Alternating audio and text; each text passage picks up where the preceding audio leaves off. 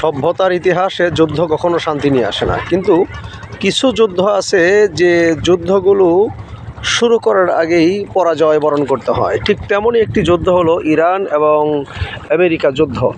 America যে ইরানের উপর আক্রমণ করেছে, এই আক্রমণটি এটা অত্যন্ত আমেরিকার জন্য, আমেরিকার জনগণ মনে করতেছে এটা ভুল। কারণ আমেরিকার সব তো আর বিবেকহীন লোক নয়, কিছু তো বিবেকবান লোক আছে। সেই বিবেকবান লোকদের বিবেক নাড়া দিয়েছে এবং আমেরিকার লোকজন এটা চাচ্ছে না যে এই যুদ্ধ কোনো অবস্থাতেই সামনের দিকে অগ্রসর হোক।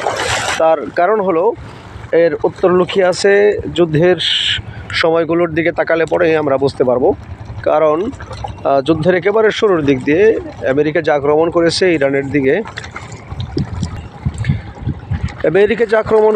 ইরানে একেবারে শুরুর দিক দিয়েই একটি স্কুলে হামলা করার পরে সেখানে শতাধিক লোক, প্রায় 150 লোকের মতো সেখানে ছোটো ছোটো স্কুল স্টুডেন্ট বাচ্চারা তাদেরকে মেরে ফেলা হয়েছে। তো এই বিষয়টি কিছু আমেরিকান লোকদের ভিতরে নাড়া দিয়েছে।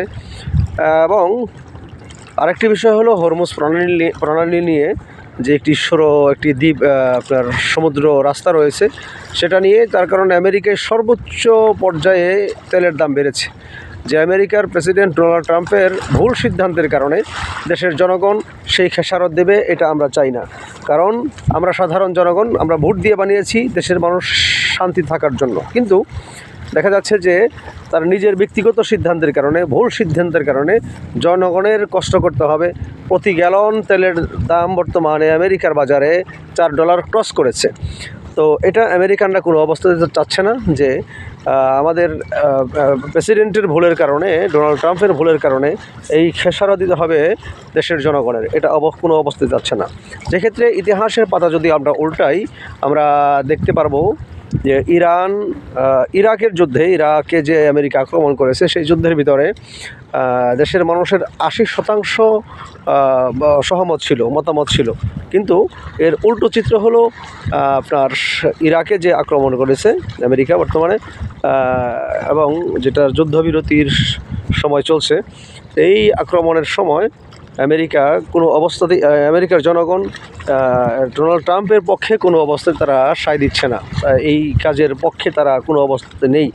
কারণ এটা নিছক একটা ব্যক্তিগত বিষয়, ব্যক্তিগত আক্রোশ এবং ইতিহাস থেকে, এবং আমরা তো এটা জানতে পারছি যে আপনার ইতিমধ্যেই ইসরায়েল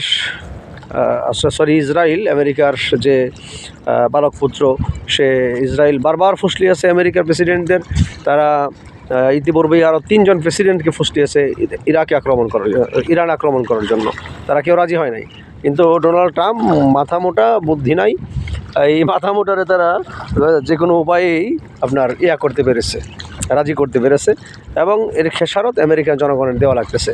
তো এটা আমেরিকার জনগণ কোনো অবস্থায় যাচ্ছে না। এই জন্য বিভিন্ন দিক থেকে আমেরিকার উপর চাপ আসছে।